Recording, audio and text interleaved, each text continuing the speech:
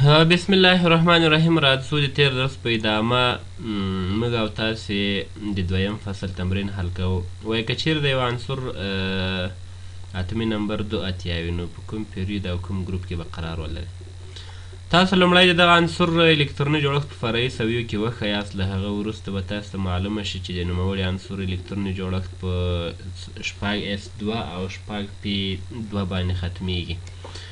نو دا په دې معنا چې په شپږم پیریود کې دا په څلورم ګروپ کې قرار لري. او راځو بل په دې پسې دویم سوال ته راځو. په دویم سوال کې وایي د sp1 هایدروجن برېښنایي منفي والی نظر sp2 ته څه توپیر لري. دا سره مساوي دي. د هغو عناصرو اتمي نمبر چې په دریم پیریود او پنځم اصلي ګروپ کې ځای ولري عبارت دی له تاسو کولی شئ الکتروني جوړښت یې ولیکئ په فرعي سویو کې او د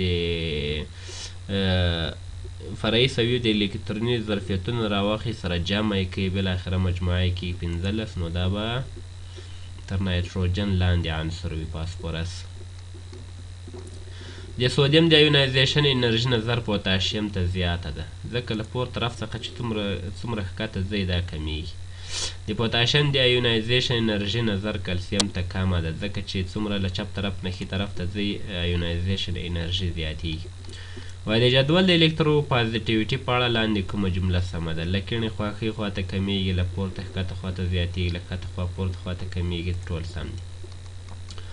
وایي د عناصرو په دوراني جدول کې د الکتروپازیټیویټي په اړه کومه جمله سمه ده. له پورته خوا ښکته خواته کمیږي، ښه خبره. له کیڼې خوا ښي خواته زیاتیږي، ښه خبره. اتمي شعاع سره معکوسه اړیکه لري، دا هم ښه خبره.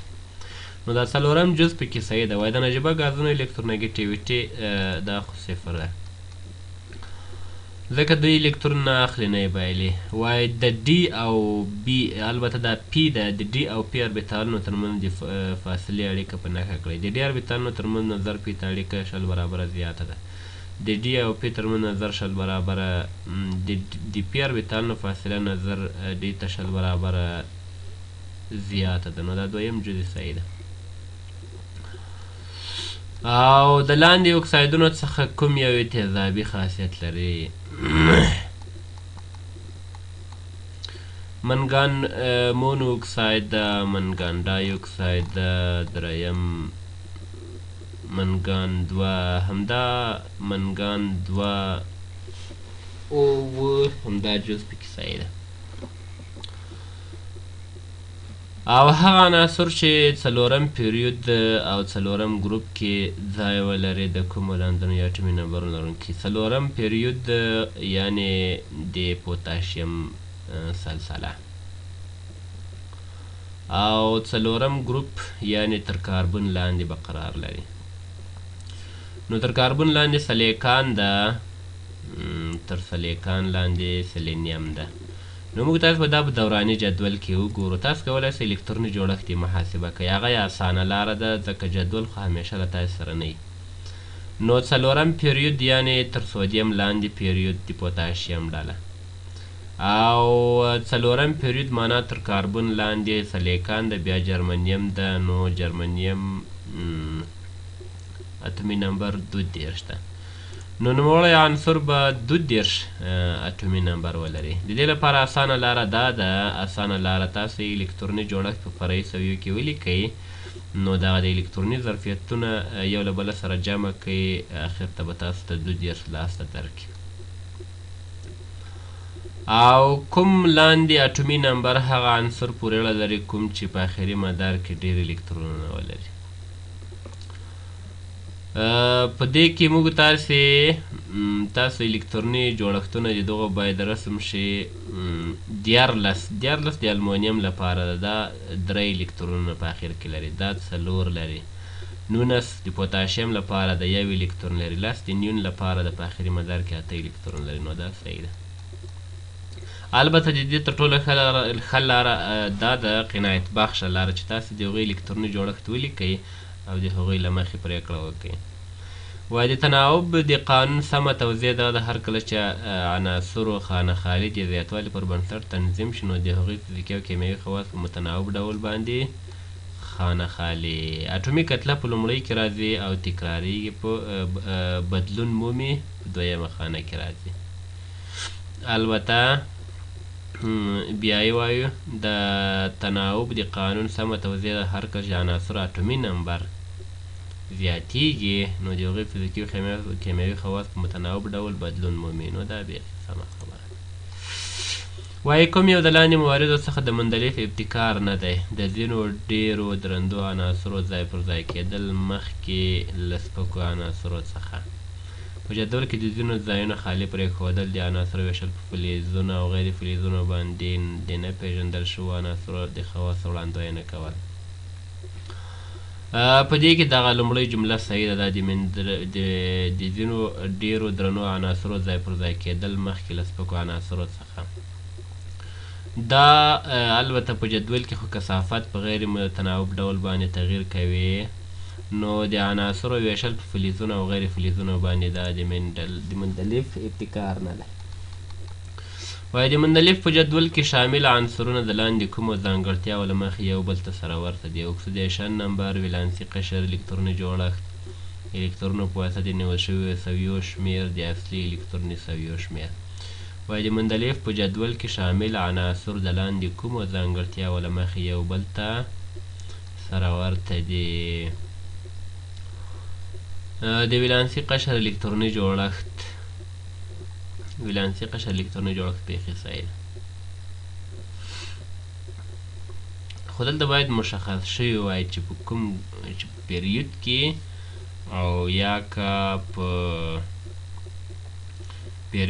ګروپ کې، پیریود یا ګروپ. خو دلته مشخص نه دی ځکه هغه عناصر چې په ګروپونو کې په عین ګروپ کې واقع دي نو د هغوی دغه الکتروني جوړښت اختتام دا سره مشابه او هغه چې په پیریود کې وي نو د هغوی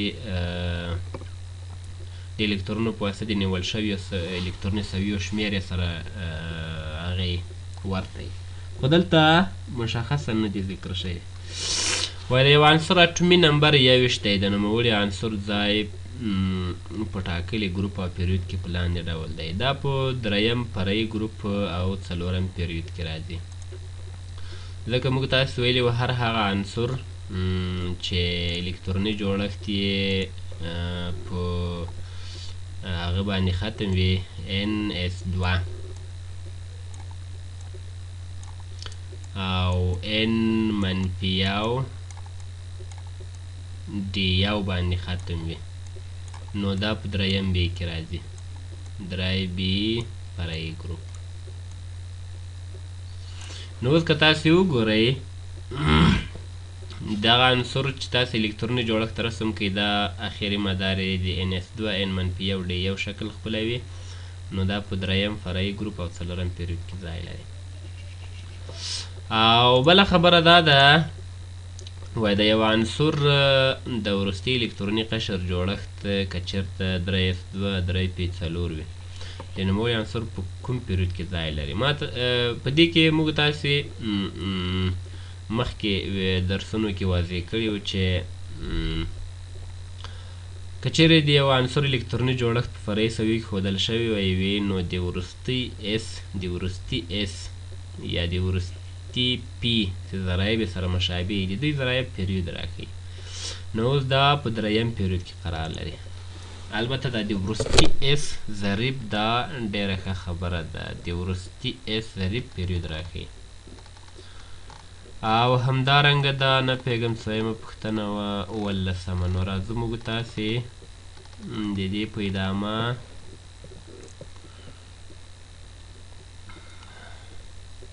اتلسمې پوښتنې ته.